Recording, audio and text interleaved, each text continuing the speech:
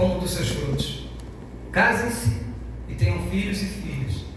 Escolham mulheres para casar-se com seus filhos e deem as suas filhas em casamento, para que também tenham filhos e filhas. Multiplique-se e não diminuam. Busquem a prosperidade da cidade para a qual eu os deportei e ore ao Senhor em favor dela, porque a prosperidade de vocês depende da prosperidade dela. Porque assim diz o Senhor dos Exércitos, o Deus de Israel: não deixem que os profetas e adivinhos que há no meio de vocês os enganem. Não deem atenção aos sonhos que vocês os encorajam a terem. Eles estão profetizando mentiras em meu nome. Eu não os enviei. Assim diz o Senhor: quando se completarem os 70 anos da Babilônia, eu cumprirei a minha promessa em favor de vocês, de trazê-los de volta para esse lugar. Até aqui. Os tempos são difíceis. Você pode olhar por diversas óticas, em várias perspectivas, você vai perceber que o tempo é um tempo difícil. Homens egoístas, blasfemadores, caluniadores, amantes de si mesmo, idólatras, mais amantes dos prazeres do mundo que amigos de Deus. Será que alguém tem dúvida que esses dias, que é uma declaração bíblica, são os dias que nós encontramos hoje? Paulo já falou isso na carta a Timóteo, mas essa carta é contemporânea, ela é atual, ela está falando para cada um de nós. São tempos difíceis. E o que a gente faz em tempos difíceis? Primeira coisa que a gente tem que fazer nos tempos difíceis: ficar vivo. Ficar vivo. Nos tempos difíceis, nosso maior desafio é ficar vivo. Mas ficar vivo de que jeito? Ficar vivo através da palavra de Deus. Vivo em Cristo, não em mim. Ficar vivo através de Cristo. E o que eu faço para eles ficar vivo? O texto fala o seguinte: construam casas, deem suas filhas em casamento, escolham mulheres para seus filhos se casarem, plantem, comem frutos. O que Jesus está falando nesse texto? Nós estamos falando da Babilônia. E Deus acrescenta ainda coisas que a gente às vezes tem dificuldade de entender. Eu tenho que orar por esse meu patrão ímpio? Tem. Porque se você está plantado naquele lugar, o propósito é que você dê fruto naquele lugar. Então Deus está falando o seguinte: fiquem vivos, construam casa, plantem jardins. Quem vai construir casa é quem sonha. Então Jesus está falando para vocês o seguinte: fiquem vivos. O fato de você estar na Babilônia, que é praticamente um inferno naquele momento, não significa dizer que vocês vão ser contaminados por aquele lugar. Ficar vivo significa se sujeitar ao mundo. Ficar vivo significa se manter na palavra de Deus, numa única esperança, que é Jesus. Mas como ficar vivo em tempos terríveis, em tempos difíceis? Tem uma nova instrução aqui para isso. Por que Deus levou aquele povo para lá? Porque era uma oficina. Eles precisavam daquilo. E existia uma coisa chamada tempo. 70 anos, tinha uma promessa, tinha um tempo, tinha um tratamento, tinha instrução. Fiquem vivos. Quem que vai construir uma casa se não sonhar com essa casa? Quem que vai dar seu filho em casamento, seu filho em casamento, escolher esposa para os seus filhos, se não tiver uma coisa chamada sonho? Jesus não está falando casa de qualquer maneira. Escolham esposas para os seus filhos, deem suas filhas em casamento. Ou seja, vocês, pais, vão escolher as esposas para os seus filhos e os maridos para as suas filhas. Segundo o quê? As leis de... Mesmo na Babilônia. Não importa onde você está, importa saber quem você é. Na Babilônia não era fácil, não. E Deus está falando o seguinte: fiquem vivos, multipliquem, não diminuam, não retrocedam naquilo que vocês aprenderam. Fiquem vivos. Hoje a gente pode classificar, mesmo vivendo em tempos difíceis, dois tipos de pessoas. É óbvio que existem vários, mas vamos tipificar nessa noite dois tipos de pessoas: os realistas, aqueles pragmáticos, lógicos e os sonhadores. Os realistas sabem onde vão chegar. Mas os sonhadores, esses sonhadores, eles já estiveram lá. Sonhando em tempos difíceis. É o tema da ministração dessa noite. E é possível. A Bíblia vai mostrar para a gente que é possível. É claro que é possível sonhar. Então, Jesus está falando no texto sagrado: deem suas filhas em casamento, busquem a prosperidade. Em outras palavras, sabe o que Jesus está falando? Sonhem. Sonhem em construir uma casa bacana. Sonhem no casamento dos seus filhos. Casamento é uma celebração. Construir uma casa é uma realização. E o primeiro passo para qualquer realização é você sonhar com aquilo. Por isso os sonhadores já estiveram lá naquele projeto que eles estão sonhando. Os realistas sabem onde vão chegar. Eles traçam uma rota, planejam, fazem as contas.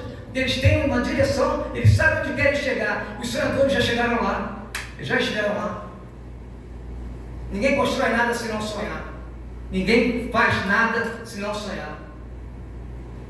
28 de agosto de 1963, um homem chamado Martin Luther King, cujo discurso é tido como um dos maiores discursos do século XX e entre os 100 maiores discursos da história da humanidade. Pois muito bem, aquele homem lutava contra a discriminação racial, no momento que os Estados Unidos pegava fogo a discriminação racial. Ele tinha um sonho. Aos pés do Memorial Lincoln em Washington, 250 mil pessoas ouviram um homem falar de um sonho. E esse discurso ficou realmente célebre. I have a dream. Eu tenho um sonho. Briga, violência, morte, pessoas sumindo. Uma professora entrou no ônibus, sentou no lugar errado no ônibus, foi presa porque era uma negra. E aquele homem se levantou e falou: não, mas eu tenho um sonho. Que os homens sejam julgados não pela sua cor, mas pela grandeza do seu caráter. Que negros e brancos possam andar lado a lado, criar filhos, frequentar as mesmas universidades. Eu tenho um sonho. 250 mil pessoas ouviram aquele homem falar aquilo. Martin Luther King, um pastor batista, que não se acovardou, porque sonhar não é para covarde. Sonhar é para quem são os valentes. Os valentes sonham, os covardes não sonham. Porque os covardes têm medo de fracassar. E existem muitas pessoas que desistem do que aquelas que fracassam. A gente larga os sonhos no meio do caminho, porque é difícil demais. Com o que você tem sonhado? Pastor, esses tempos são tão difíceis que eu não tenho mais sonhado com nada. Mas em tempos difíceis é possível sonhar? Como é que eu posso sonhar se meu travesseiro é uma pilha de boleto? Eu durmo em cima dos boletos para ver se eles adormecem e me esquecem. Mas eu acordo e eles estão lá de novo. Boleto não quer saber se você é cristão ou não. Se você acredita em Deus ou não acredita. Boleto é boleto, meu filho. Ele chega todo mês. Você sendo crente ou não, o tal do boleto não falha. E normalmente chega antes do milagre. Então como é que eu vou sonhar com a minha cabeceira tomada de boleto? Como é que eu posso sonhar em tempos difíceis? Porque são os dias que nós estamos vivendo, são tempos difíceis. Tempos em que, onde as pessoas estão dando valor àquilo que tem preço e dando preço às coisas que têm valor. As pessoas deixaram de ter valor para ter um preço. As pessoas dão preço à família, não dão valor à família. A minha família custa R$1.000 por mês. A minha família custa R$3.000 por mês. Não, a minha família tem valor. O meu carro custa 100 mil. Não, o meu carro tem preço. Não tem valor. Tempos difíceis em que o pecado está dando legalidade ao pecado, relatividade do pecado. Tempos difíceis. O que Paulo fala? Nos últimos dias sobrevirão tempos difíceis. Homens serão egoístas, avarentos, presunçosos, arrogantes, blasfemadores, sem afeição natural, implacáveis, caluniadores, sem domínio de si, cruéis, inimigos do bem, traidores, atrevidos, convencidos, mais amigos dos prazeres do que amigos de Deus. Paulo está descrevendo um tempo que, pelo menos para mim, é familiar no mundo que nós estamos vivendo.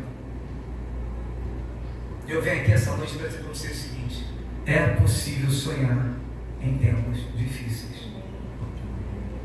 Como é que faz isso? Onde eu vou fundamentar os meus sonhos?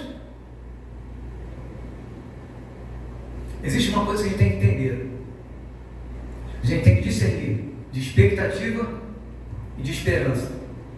A Bíblia não fala em expectativas, a Bíblia fala em esperança. E o que a gente tem que entender? As expectativas são aquelas que o homem gera no coração dos outros homens, das pessoas. Quando ele chega para mim e fala o seguinte: vai abrir uma vaga na direção de criação da minha agência, eu vou te levar para lá. Essa fala gera em mim uma expectativa. Não, esperança você só tem em Deus. Vamos começar a entender isso, vamos separar as coisas dos outros. Expectativa é homem, esperança é Deus. O texto não fala em expectativa. O texto fala o seguinte: porque eu bem sei os planos que tenho para vocês, planos de paz e não de mal, para dar o fim que vocês esperam e dar a vocês esperança.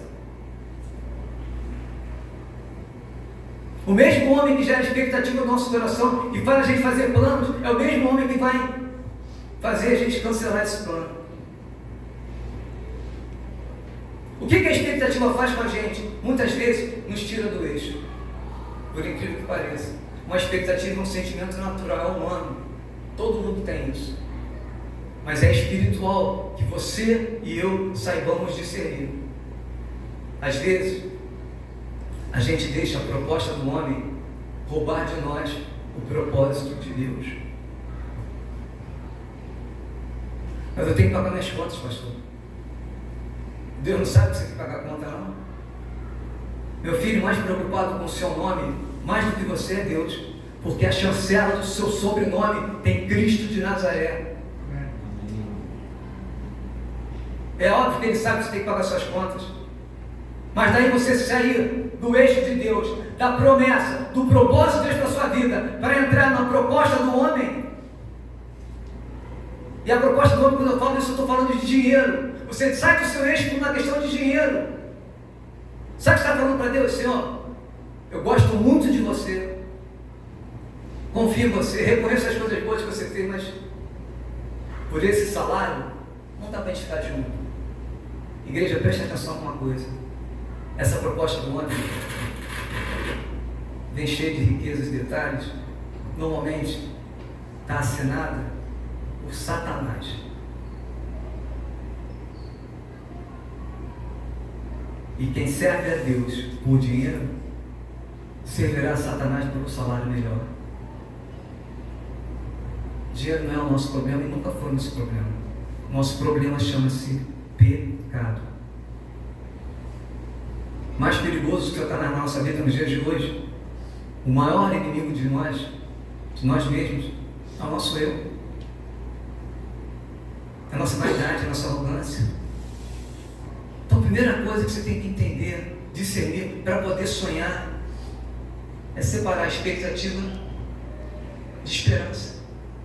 Eu tenho esperança que Deus vai realizar os sonhos do coração dele para a minha vida. Entenda uma coisa: os sonhos de Deus, os sonhos que nós sonhamos, são sonhos de Deus. E esses sonhos não roubam a nossa paz. Se o sonho que você está tendo hoje, não importa qual seja, está roubando a tua paz, esquece isso, porque esse sonho não é de Deus. Porque as bênçãos do Senhor, elas enriquecem, elas não acrescentam dores. Deus não permite você sonhar para roubar de você a tua paz, a tua saúde mental e emocional. Se você está sonhando um sonho de te traz paz, tenha certeza que nasceu no coração de Deus. E como é que aquele povo era possível sonhar na Babilônia? Deus deu um recado: vivam um dia após o outro, construam suas casas, plantem, comam dos frutos, casem, deixem seus filhos em casamento, multipliquem-se. Mas entenda uma coisa: há um tempo determinado do processo. Entre o sonho e a realização do sonho, tem um eixo de tempo chamado processo. Mas eu tenho uma maneira de eu cortar um caminho, um atalho. Não tem atalho na caminhada que a gente escolheu. Na nossa caminhada cristã não tem atalho. Satanás foi lá no deserto e propôs a Deus o seguinte: um atalho. Para que essa cruz? Esquece a cruz. Eu estou te propondo a glória do mundo, e tudo que está aqui nesse mundo é meu. Esquece a cruz. Se a gente quer abraçar a glória de Deus, primeiro tem que abraçar o Evangelho de Cristo. Não há glória sem cruz. Saul reinou com uma coroa sem Deus. Davi reinou sem coroa com Deus. O que você está sonhando? Você já conversou com Deus sobre os seus sonhos? O homem que coloca a sua esperança nos seus sonhos, e quando eu falo esperança, eu estou conjugando o verbo seguinte: Pai, é isso. Certa feita na minha caminhada, eu perguntei para Deus o seguinte, falei com Deus uma coisa: Senhor, eu estou quase aborrecido, já para deixar Deus tenso. Falei: Senhor, o papo é o seguinte, eu estou quase aborrecido. A gente tem que discutir em relação. Chamei Deus para uma DR. Faço ideia da cara de Deus para mim, mas essa parte eu não entendi, então deixa para lá. Eu falei para ele assim: Senhor, se esse sonho que eu estou sonhando é só meu, arranca do meu coração. Mas se esse sonho que eu estou sonhando é seu, ô Senhor, venhamos e convenhamos, né? Está passando da hora, né? A vida está correndo. Gente pequenininha tem muita pressa. Porque o que acontece? Normalmente gente pequenininha anda com alguém maior do que ele do lado. O infeliz do grandão do lado do pequenininho dá um passo. O passo dele alcança 3 km. O pequenininho tem que dar 10 passos para alcançar o passo do grandão. É complicado isso. Então a gente aprende a andar rápido. Andar rápido não é o problema. O problema é para onde a gente está indo. E Deus falou o seguinte: Deus não falou nada. Eu falei: o senhor agora vai brincar de mímica? O diálogo é o seguinte, eu explicando para Deus, que às vezes Deus está tão atarefado. Eu falei: Senhor, o diálogo é o seguinte, a gente senta aqui fazer uma DR, eu falo, aí eu dou uma pausa no diálogo, é a hora que o senhor fala. Vamos ensaiar. Pai, esse sonho é só meu. Se for só meu, arranca do meu coração, mas se é teu, faz alguma coisa. Aí agora é a hora que o senhor fala.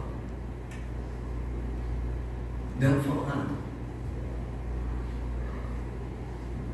Eu entendi o seguinte: vou continuar sonhando, porque não chegou o tempo. Vou vigiar para você ver o seguinte: se a rota era essa mesmo.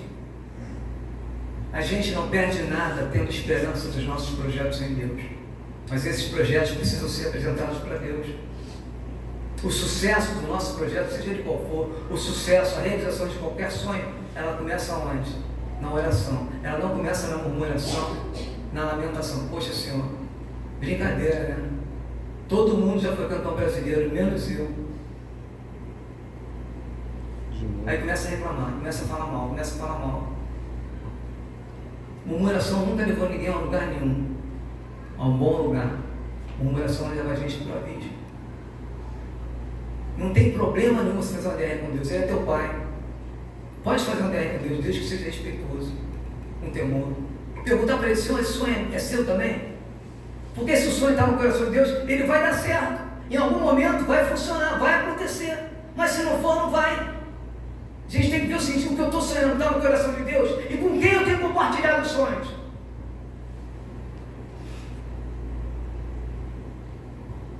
Com quem você tem compartilhado os seus sonhos? Sonhando em tempos difíceis. É possível sonhar em tempos difíceis. Você não precisa pedir a Deus para sonhar. Olha que coisa boa. Eu posso sonhar o que eu quiser, não preciso pedir a Deus. Mas eu preciso pedir a Deus discernimento, proteção, orientação, instrução e a bênção para que aquele sonho seja realizado. Então, eu posso sonhar a qualquer tempo e hora, o que eu quiser. Mas tem que apresentar: Senhor, esse sonho está no seu padrão? É isso que o Senhor tem para mim? Porque se não for, Ele não vai deixar que isso aconteça.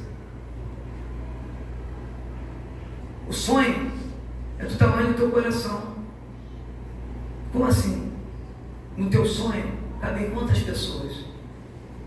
Porque um sonho que se sonha só é só um sonho que se sonha só. Mas um sonho que se sonha com outras pessoas é realidade. O teu sonho tem que abrigar outras pessoas. Que sonho é esse? Como é que Deus vai abençoar um sonho que não abençoa mais ninguém, só abençoa você? Não é de Deus isso. Os sonhos que Deus planta no nosso coração, eles são sonhos abençoadores. Vai ser abençoado você, a tua casa e aqueles que estão ao teu redor. Por isso que o que é a prosperidade? A prosperidade é você ter para dar e alcançar outras pessoas. Essa é a prosperidade. Prosperidade não é medida pela riqueza. É ter para dar. Deus nos incentiva a sonhar o tempo inteiro. Mesmo quando nós deixamos de sonhar, isso acontece muitas vezes. Deus não deixa de sonhar com nenhum de nós. Você pode deixar de sonhar, mas Deus continua sonhando com você e por você. Ele fala isso aqui no texto. Ele fala o seguinte: segura a onda em 70 anos. Porque eu nem sei os pensamentos que penso de você, os planos que tenho para você, plano de paz e não de mal. Mas são 70 anos. Você tem que aguardar o tempo de Deus para a sua vida. E às vezes a gente perde a bênção porque sai do eixo, porque não aguentou esperar. E se você não consegue esperar o sonho se realizar, isso vai trazer muita dor e frustração. No versículo 4 e 6 diz o seguinte: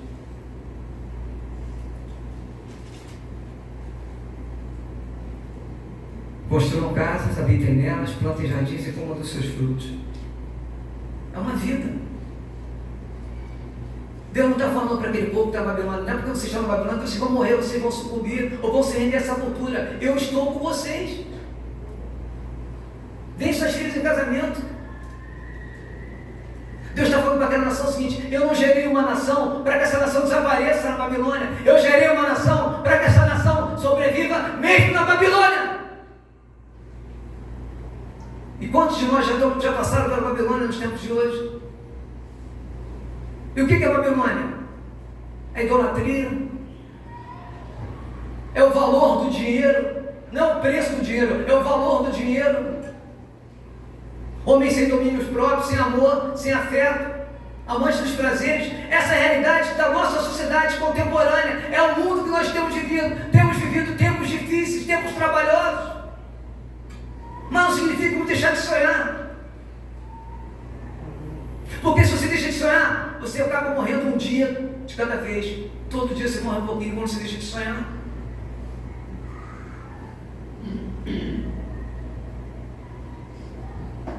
Muitas vezes nós somos conduzidos pelos nossos problemas, como deveríamos ser conduzidos pelos nossos sonhos. E o que é pior, somos conduzidos pelos nossos problemas e não resolvemos os nossos problemas, mas somos arrastados por ele.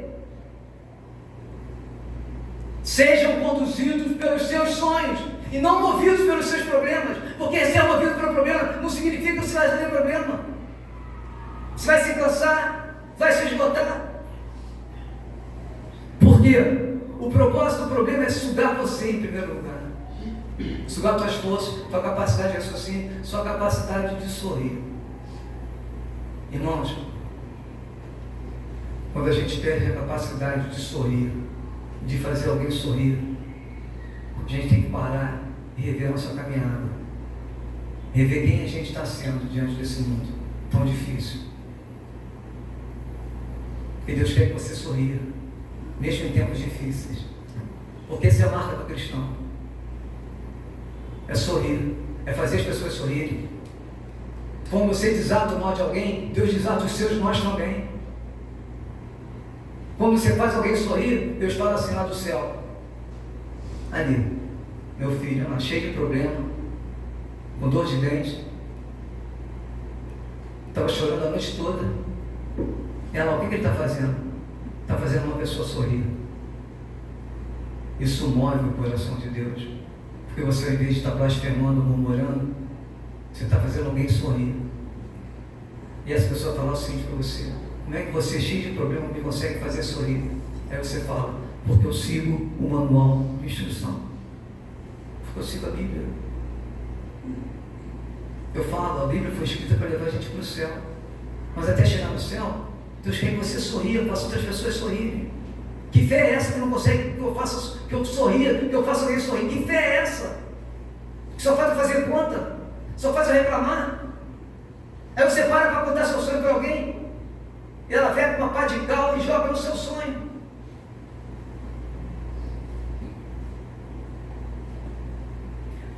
Dê frutos onde você está plantado. Mas eu estou no lugar errado. Você é dono da sua vida? Você se manda? Não, porque se você se manda, esquece a Bíblia. Você vai ler a Bíblia, não. Vai ler outra coisa. Mas se a sua vida depende do Senhor, então você não se manda. Então segue o que Deus está falando. Dê fruto onde você for plantado. Mesmo que seja num lugar semelhante à Babilônia. Daniel deu fruto na Babilônia. Muitos frutificaram. Os que estavam com Daniel na Babilônia deram frutos. E tantos outros esperaram a promessa e voltaram para Jerusalém. Outros não voltaram. Às vezes a gente mergulha na imensidão dos problemas. Esses problemas têm junto com ele. Cada problema traz consigo uma bandeja. Isso é uma prática de Satanás. Você está vivendo um problema, Satanás prepara uma bandeja que temporariamente, circunstancialmente, vai solucionar aquele problema. É uma atitude de corrupção, é um adultério, é a mentira, é a opressão. Todo problema, Satanás faz questão de trazer uma bandeja para a gente. Como saber se é a bandeja de Satanás ou não? É simples. Está na Bíblia. Isso que eu estou sendo tentado, isso que estou propondo para mim, é lícito, está na Bíblia. Não, mas se você não fizer outro, vem outro e faz. Então vai vir outro e vai fazer. É fácil ficar de pé no tempo no mundo corrompido? Claro que não é fácil, mas é possível. Como que é possível? Seguindo o manual. A gente tem 3 atitudes que a gente tem que viver no nosso processo de sonhar e esperar, ter esperança de realização desse sonho. Primeira coisa que você tem que fazer é aprender a compartilhar as coisas espirituais com pessoas espirituais. Como é que você fala que você teve um sonho que Deus trouxe uma palavra de instrução para alguém que não é espiritual? Primeiro erro é esse. Aí a pessoa fala assim, aham. Aí quando você sai, ele vai falar assim, todo crente é louco, gente, coisa mais sem noção. Então, com quem você tem que compartilhar os seus sonhos? Eu compartilhei com alguém que poderia me ajudar a realizar esse sonho. Ah, é? Você perguntou para Deus se era para compartilhar com aquela pessoa? A gente tem na Bíblia alguns casos de pessoas que compartilham as instruções de Deus com as pessoas erradas. E isso sempre deu problema. Quando você compartilha o projeto de Deus, que Deus revelou para você, trouxe a instrução para você, e você compartilha sem autorização de Deus com outras pessoas, isso dá problema. Às vezes é um concurso que você quer fazer, você está orando, falando com Deus, aí você, bocudo, fala com aquele seu vizinho, fala com aquele seu primo, aí ele já começa, ó, esse concurso é bom, hein? O salário é ótimo, mas são 10 mil para uma vaga. É difícil, né? Não quero te desanimar, não. Não estou falando para você ficar desanimado, não. Estou falando que é difícil. Mas estuda. Primeira coisa que o cara faz quando chega em casa é rasgar a apostila e taca fogo na apostila. Não custa mais nada, chega. Vou fazer papel de bolsa. Tem 10 mil pessoas. Os 10 mil são crentes.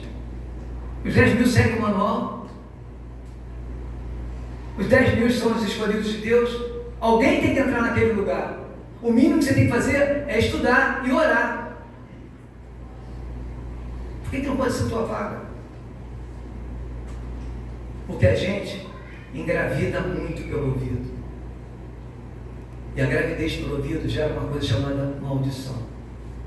É a gente acreditar que nós fomos gerados para ter uma vida amaldiçoada, uma vida de dor, de tristeza, de infortúnio. Isso não é verdade. O ladrão veio para roubar, matar e destruir. Jesus veio para dar vida e vida com abundância. E daqui até o céu, vocês foram chamados para ter uma vida com abundância. Abundância de dia, de saúde, de alegria, de sonhos. É possível sonhar em tempos difíceis.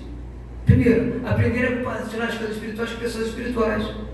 Você pode ver a primeira carta de Paulo aos Coríntios, no capítulo 14, 25. A loucura, a cruz para eles que não creem em Deus é a maior loucura. Para a gente que crê no poder de Deus. Então compartilhe as coisas espirituais com pessoas espirituais. Outra coisa, a gente tem que vigiar. A gente acaba falando para quem não quer ouvir, não tem nada que ouvir, não tem nada que falar. A gente fala para quem não quer ouvir e ouve quem não tem nada para dizer. Esse é um problema.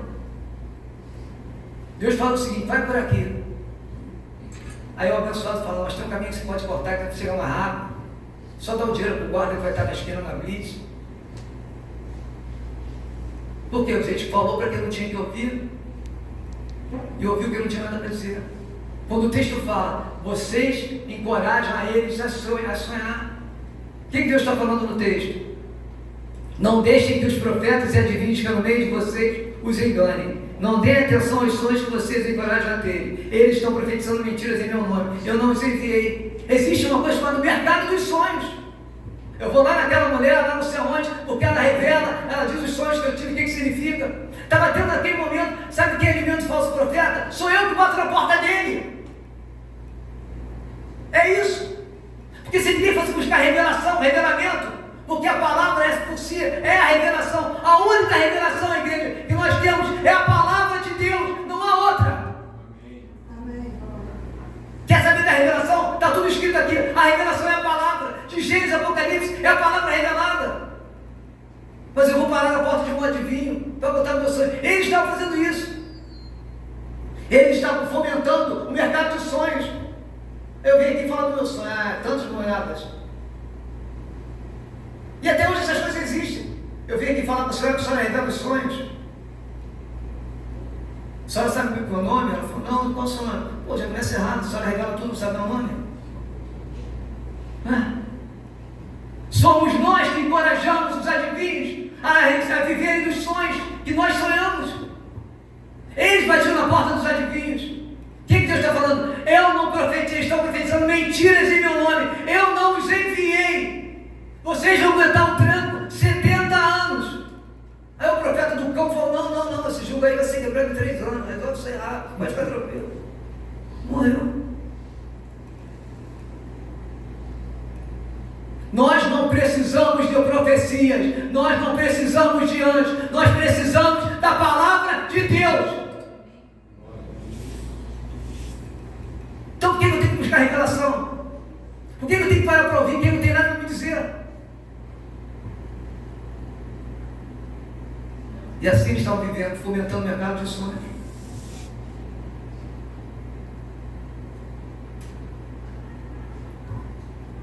Aprender a compartilhar com quem as nossas coisas espirituais, com quem é espiritual, vigiar, falar para quem sabe do que você vai falar, ou seja, falar de alguém que faz essa dieta com você, que come a Bíblia e crê, tem uma palavra de poder sobre a tua vida.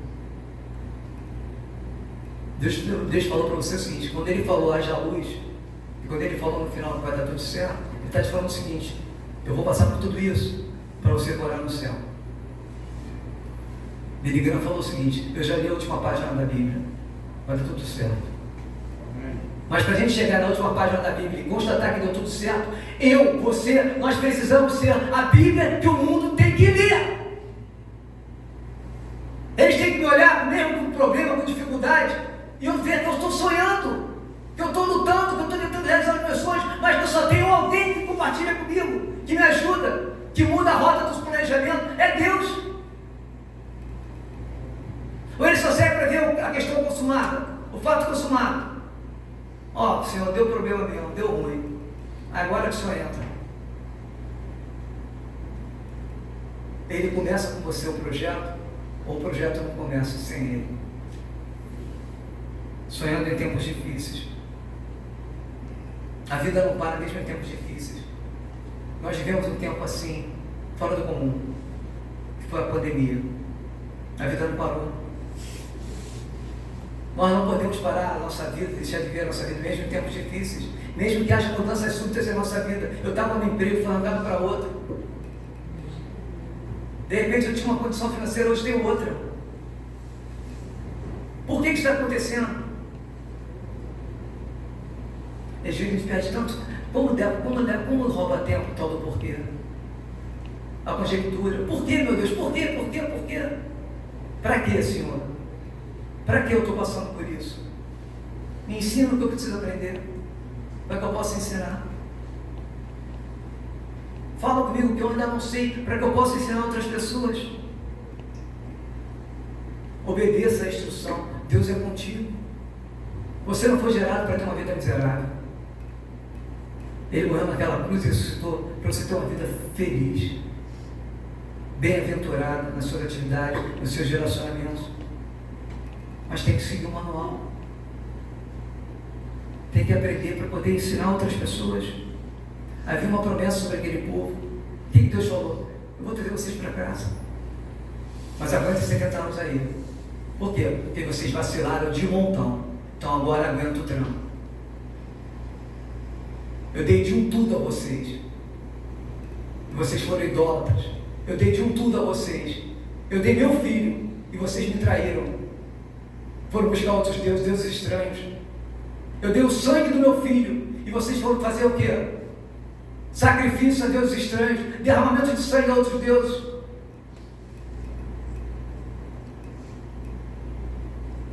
Não há como invalidar o sacrifício que foi realizado na cruz. Não tem como você invalidar, mas tem como você entristecer aquele que morreu por você naquele lugar.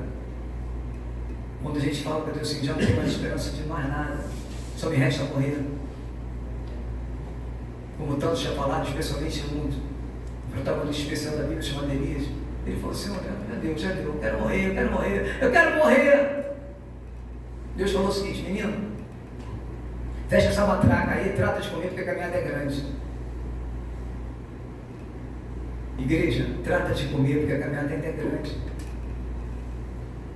Vai ter luta, vai ter pancadaria, mas vai ter vitória, porque vocês não estão sozinhos. O que ele falou no profeta Isaías? Não temas, eu sou como? Não te assombres, eu sou o teu. Eu te ajudo, eu te esforço, eu te sustento. Com a destra da minha justiça. Envergonhados e confundidos serão todos aqueles que pelejarem contra vocês. Os que pelejarem contra vocês serão como nada. Olha só. Vocês vão procurar por eles e não vão encontrar, porque eles se tornarão em nada. Por um caminho o inimigo te cercará, por 7 caminhos fugirá de vocês. O autor dessa palavra não volta atrás em nada do que foi escrito. Se ele falou, eu sou contigo, não tema, ele é com você. Então tem medo de quê? Eu tenho medo porque eu vacilo. Então tem que ter medo mesmo. Tu é vacilão? Sou. Então tem que ter medo. Não, eu li a Bíblia aqui, mas estou fazendo de outro jeito. Estou dando a minha versão. Meu irmão, sabe o que o falso profeta te incentiva você a fazer? Todo dia de manhã, é como se ele mandasse um WhatsApp para você e fala assim: é hoje. Hoje você vai acordar, pegar a Bíblia, escrever na Bíblia um capítulo que te favoreça e bota o seu nome nela. Então, incentivado pelos falsos profetas, estes que revelam os nossos sonhos, porque você, seu bocudo, incrédulo, foi bater na porta de alguém para pedir uma explicação sobre a tua vida, quando quem fez a tua vida já te explicou tudo, está escrito.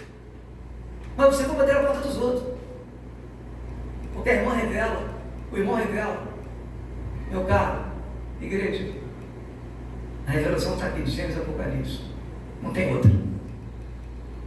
Deus pode trazer uma instrução, pode trazer uma luz nas trevas, lógico que pode. Pode iluminar um projeto, um planejamento, pode. Mas revelação está aqui, é a palavra de Deus. Um moço falou uma vez o seguinte: não me mande mais sonhos. Fiz um trato com Deus: não me mande mais sonhos, não me mande mais anjos, não me mande revelações, porque eu estou satisfeito com o dom da Escritura, porque tudo que está escrito só na Escritura é o suficiente para os dias que eu estou vivendo e para os dias que eu viverei. Esse moço era Martinho Lutero, o pai da Reforma Protestante. Faz um trato com Deus: Senhor, não me manda mais anjos, não me manda mais sonhos, não me manda mais revelação, deixa eu ver só na tua palavra, só na Escritura. Está tudo aqui. Ah, mas eu não quero ler. Você está com problema.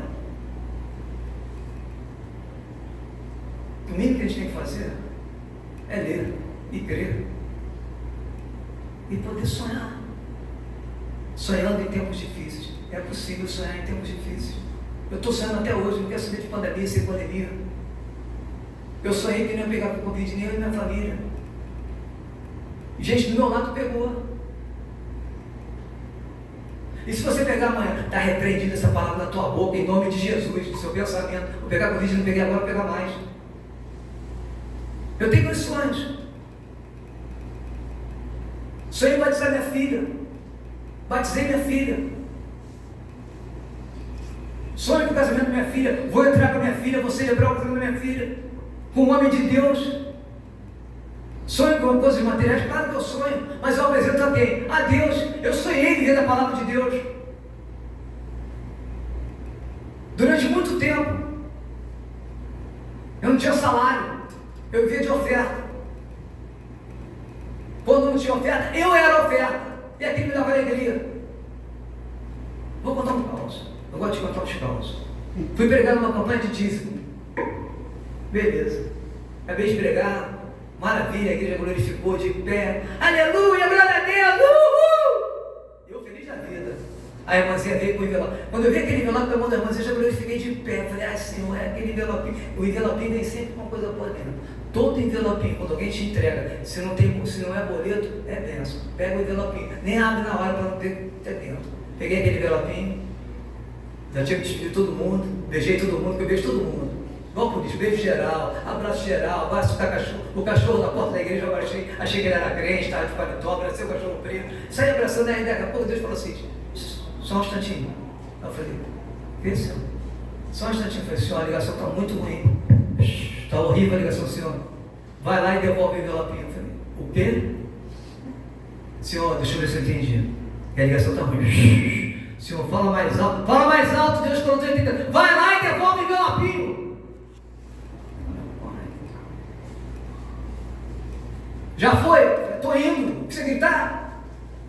Aí eu falei, irmã, eu falando baixo, estou sempre para ela no ouvido. Irmã, ela o quê? A irmã tinha ouvido bom. A irmã estava aí no final, eu falei, irmã. Ela o quê? Abre eu aí. Eu falei, envelopinho na mão.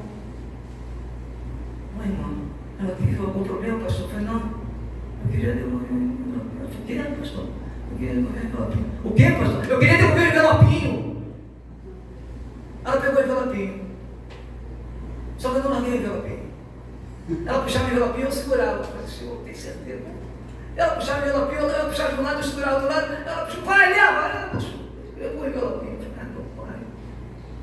Eu falei, e agora, senhor? Senhor, a ligação caiu, acabou o assunto. Fui para casa sem envelopinho. Na semana seguinte, a irmã me diz, pastor, você está muito ocupado agora? Eu falei, não estou não. Podia passar aqui no meu trabalho? Posso. Quando alguém te pergunta se você está ocupado e pede para você passar no trabalho da pessoa, vai no lugar da pessoa. Vai. Não interessa onde é que é a funerária, é o hospital, vai. O senhor, ela mudou ir lá. Vou passar vergonha não.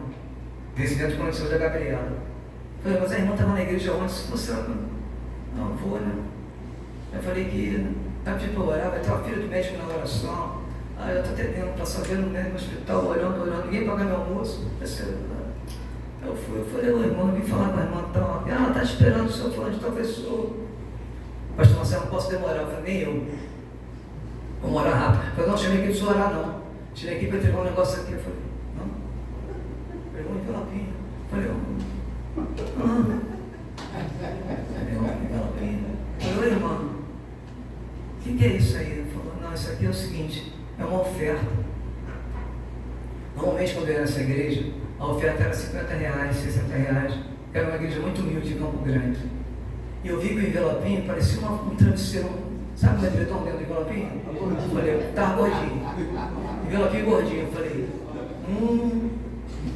Já comecei a balançar, já comecei a sentir aquelas coisas espirituais, sabe? Aquelas coisas poderosas. Eu falei, Senhor. Aí eu falei, minha filha, deixa Deus te usar. Ela me deu o envelopinho, eu segurei o envelopinho. Envelopinho gorducho, fofinho. Eu falei, Ela falou, não é muito não, mas é do coração. Eu falei, eu sei que é do coração. Quando eu cheguei em casa, era o plano de saúde da Gabriela, era R$232. Deus falou, tá vendo? Troquei 50 por 262. Agora eu quero troco. Eu falei, senhor, está muito bem a ligação, vou pagar os boletos, depois comigo. Fui orar, agradeci, paguei tudo, gastei o dinheiro. Falei, senhor, obrigado, gastei o dinheiro todo. Todo. Paguei as contas, comprei um biscoito recheado, acabou tudo. Deus faz isso. Deus permite muita coisa na nossa vida enquanto a gente sonha. Mas Deus não permite uma coisa na nossa vida em tempo algum: desonra. Deus permite a enfermidade, a falta de emprego, a dor de dente, a tristeza, mas desonra. Ele só permite a desonra se você o desonrar e o abandonar. Deus não permite desonra, não. Mas eu estou no lugar errado, no lugar errado. Você está onde tem que estar agora e vai dar fruto onde você está. Para encerrar, eu sei que tem dois momentos que são muito difíceis, que o chão parece que é arrancado dos nossos pés, a tristeza e o desespero. Esses dois conjugados levam a gente a sentir muita dor, levam a gente a ter crise de ansiedade, crise de pânico, depressão. Mas tem uma coisa que a gente tem que aprender a sonhar em tempos difíceis. Sonhar em aprender com os tempos difíceis. Como assim? Um homem próspero jamais vai sonhar em passar por uma prova para poder aprender aquilo que ele não aprendeu. Porque parece loucura. Eu vou sonhar com a prova? Pastor, o que o senhor está comendo na hora do almoço? Eu não estou falando de você sonhar com a prova, nem buscar por ela. Eu estou falando de você sonhar e, se passar a prova, aprender com ela. Porque a prova, o que é? É oportunidade de aprendizado. É a oportunidade que você tem de ser melhor. Ou seja, eu fui até aqui.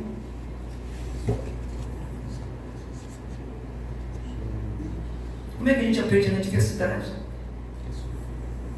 No fundo de um poço, você consegue contemplar em céu aberto as estrelas.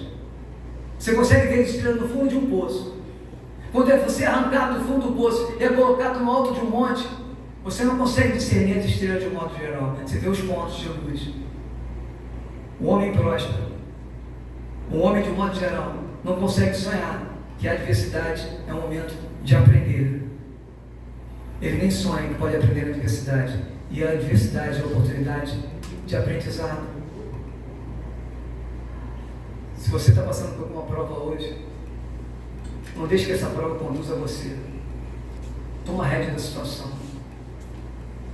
Não abra mão do seu sonho por causa de problema.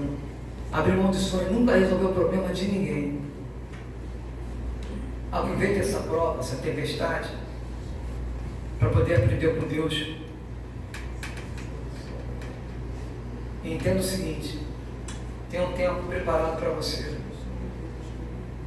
Pastor, estou orando há tanto tempo e não sai nada. Tem projetos que eu tenho orado há 10 anos e não aconteceu nada. Pergunta a Deus o que está acontecendo com esse projeto. Talvez você precise fazer algumas correções, mas se for de Deus, vai acontecer. Porque um homem, no meio de uma luta racial, disse que tive um sonho. 250 mil pessoas ouviram ele falar que tinha um sonho. Em 63, em 64, ele era o mais jovem ganhador do Prêmio Nobel, o Prêmio da Paz, Martin Luther King. Para estimular vocês a enfrentar o dia seguinte, eu sei que talvez muitos pensem assim: o meu sonho não se realizou? O problema sou eu. Como é que Deus pode olhar para alguém como eu? Simples, olhando. Esse mesmo moço que disse um dia: I have a dream, eu tenho um sonho, sonhou com o fim da guerra, da discriminação racial. Ele falou o seguinte: olha só o que esse moço falou: eu não sou o que eu gostaria de ser, eu não sou o que eu poderia ser, eu não sou o que eu ainda serei, mas graças a Deus, eu não sou mais que eu era. Você não é mais quem você foi um dia. Aquela vida não interessa o que você fez de errado, você não é mais aquela vida que você levava. O que você fez no passado não pode te assustar. Você não está no passado. O passado não tem nada para você, além de dor. Não tem nada. Uma das coisas que eu aprendi: então ensine com ela. Mas não tem que voltar no passado. Mas naquela época eu fui feliz. Será que Deus já acabou? Deus não trabalha com história. O poder de Deus é limitado. O que Ele fez no passado, vai no presente e vai fazer no futuro. É possível sonhar em tempos difíceis, desde que sonhos sejam do coração de Deus.